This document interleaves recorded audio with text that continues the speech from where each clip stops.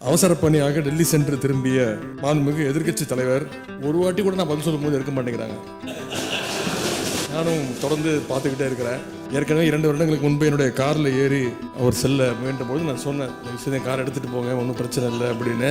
அப்போது மாண்புமிகு உறுப்பினர் முன்னாள் முதலமைச்சர் OPS அவர்கள் எழுந்து நின்று சொன்னார்கள், நாங்கள் எங்கள் கார் எங்கேயும் தப்பாக போகாது அப்படின்னு. ஆனால் இன்றைக்கி டெல்லியில் ரூட்டு மாறி கிட்டத்தட்ட 3 கார் மாறி அரண்மனையில் இருந்த அரசியலை திராவிட இயக்கமாக்கி ஆலமரத்துக்கு எடுத்து வந்தவர் தந்தை பெரியார் அவர்கள். அந்த திராவிட இயக்கத்தை வெட்டவெளிக்கு எடுத்து சென்றவர் பேரறிஞர் அண்ணா அவர்கள். வெட்டவெளியில் இருந்த திராவிட இயக்கத்தை ஊர்தோறும் கிராமந்தோறும் கொண்டு சேர்த்தவர் முத்தமிழர் டாக்டர் கலைஞர் அவர்கள்.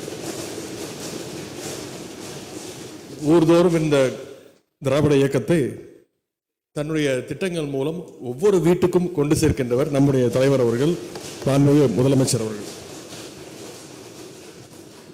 பாரம்பரியமும் பெருமையும் மிக்க இந்த தமிழ்நாடு சட்டப்பேரவையில் நம்முடைய துறைகள் சார்ந்து துணை முதலமைச்சர் பொறுப்பை ஏற்ற பிறகு முதன்முறையாக அந்த விவாதத்தின் மீது பதிலுரை வழங்குகின்ற வாய்ப்பை வழங்கிய இந்திய ஜனநாயகத்துடைய போர்க்குரல் மாண்புமிகு முதலமைச்சர் அவர்களுக்கு என்னுடைய நன்றியும் வணக்கத்தையும் நான் தெரிவித்துக் கொள்கின்றேன். மாண்புமிகு சட்டப்பேரவை தலைவர் அவர்களுக்கும் என்னுடைய வணக்கத்தை தெரிவித்துக் கொள்கின்றேன். மாண்புமிகு அவை முன்னவர்களுக்கும் 100 ஆண்டு வரலாறு கொண்ட இந்த சட்டப்பேரவையில் கிட்டத்தட்ட 50 ஆண்டு வரலாறையும் அனுபவத்தையும் கொண்டு எங்களை எல்லாம் வழிநடத்தி கொண்டிருக்கக்கூடிய நம்முடைய அவை முன்னவர் நீர்வளத்துறை அமைச்சர் அவர்களுக்கும் மாண்புமிகு மூத்த அமைச்சர் பெருமக்களுக்கும் அனைத்து அமைச்சர்களுக்கும் சட்டமன்ற அரசு கொரோனா மாண்புமிகு பேரவை துணைத் தலைவர் அவர்களுக்கும் கழகத்துடைய மாண்புமிகு சட்டமன்ற உறுப்பினர்களுக்கும் தோழமை இயக்கத்தைச் சேர்ந்த தலைவர்களுக்கும் சட்டப்பேரவை உறுப்பினர்களுக்கும் என்னுடைய வணக்கத்தை நான் தெரிவித்துக் கொள்கின்றேன். அவசர பணியாக டெல்லி சென்று திரும்பிய மாண்புமிகு எதிர்க்கட்சி தலைவர், எதிர்க்கட்சி துணைத் தலைவர் ஒரு வாட்டி கூட நான் பதில் சொல்லும் போது இருக்க மாட்டேங்கிறாங்க. நானும் தொடர்ந்து பார்த்துக்கிட்டே இருக்கிறேன். ஏற்கனவே 2 வருடங்களுக்கு முன்பு என்னுடைய காரில் ஏறி அவர் செல்ல முயன்ற போது நான் சொன்னேன், விஷயத்தை கார் எடுத்துகிட்டு போங்க, ஒன்றும் பிரச்சனை இல்லை அப்படின்னு.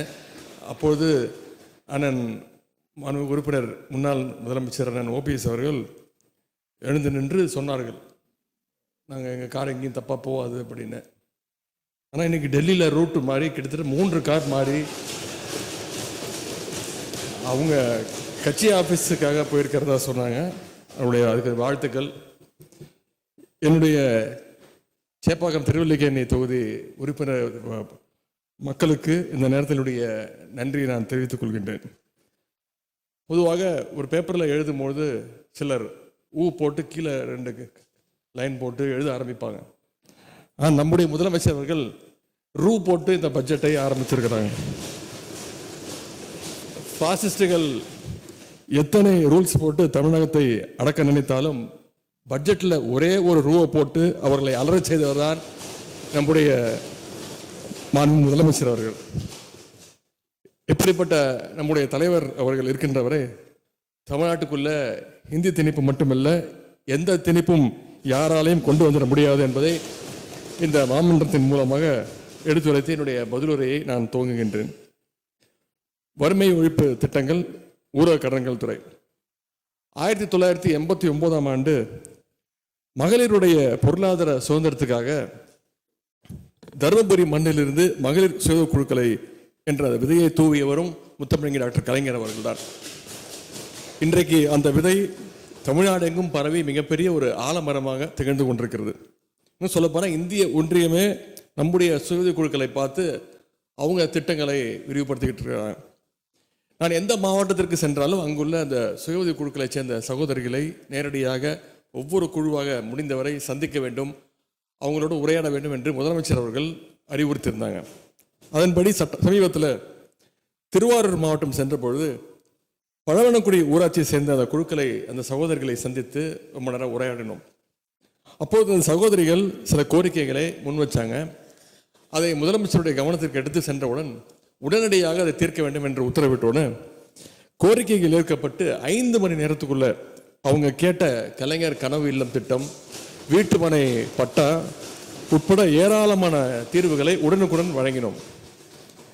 அதேபோல் திராவிட மாடல் அரசு அமைந்தது முதல் கடந்த 4 ஆண்டுகளில் மட்டும் தமிழ்நாட்டில் சுமார் 1,35,000 புதிய குழுக்கள் உருவாக்கப்பட்டுள்ளன. குழுக்களுக்கு வங்கி கடன் சென்ற ஆண்டு முதலமைச்சர் எங்களுக்கு கொடுத்த டார்கெட் 35,000 கோடி வழங்கணும். நாங்கள் அந்த டார்கெட்டை அச்சீவ் பண்ணிட்டோம்.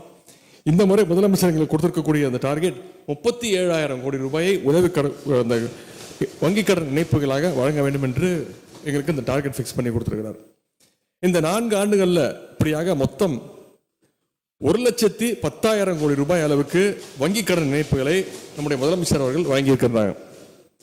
இதனை முதலமைச்சர் அவர்கள் அவங்க கொடுக்கக்கூடிய வெறும் ஒரு கடன் தொகையாக பார்க்கவில்லை, அவங்களுடைய உழைப்பின் மீது வைத்திருக்கக்கூடிய அந்த நம்பிக்கை தொகையாகத்தான் முதலமைச்சர் தொடர்ந்து பார்த்துக்கிட்டு இருக்கிறார்.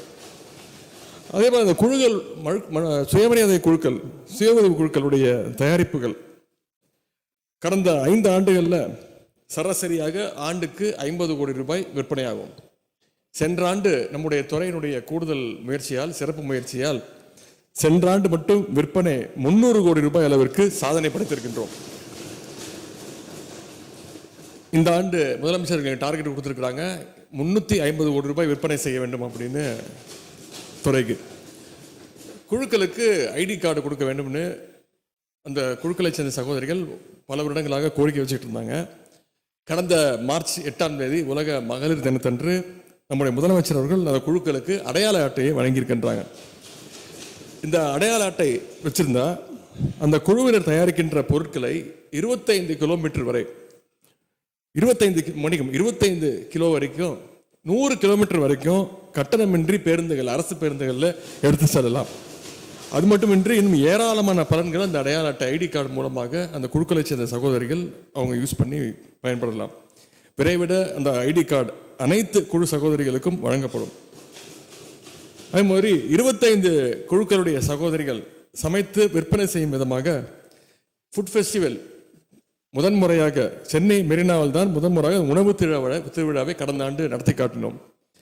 5 நாட்கள் நடந்த இந்த திருவிழாவிற்கு சுமார் 3,50,000 பேர் பொதுமக்கள் வந்து ஆதரவு கொடுத்தாங்க.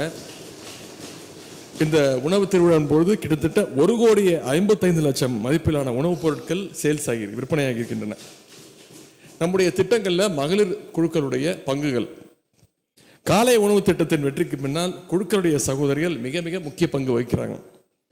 அரசு மற்றும் அரசு உதவி பெறுகின்ற அந்த பள்ளிகளில் படிக்கின்ற 18 லட்சம் மாணவர்கள் பயன்பெறுகின்ற வகையில் 51,000 குழு சகோதரிகள் காலை உணவு திட்டத்தில் அவங்களுடைய பங்கு இருக்கின்றது. அதேபோல் மக்களை தேடி மருத்துவ திட்டத்தில் கிட்டத்தட்ட 2 கோடி பயனாளிகளை சென்றடைந்திருக்கிறோம்னா அதுலேயும் மகளிர் சுய குழுக்களோட பங்கு சுமார் 11,000 குழுக்களை சேர்ந்த சகோதரிகள் பங்களிப்பும் அதில் இருக்கின்றது.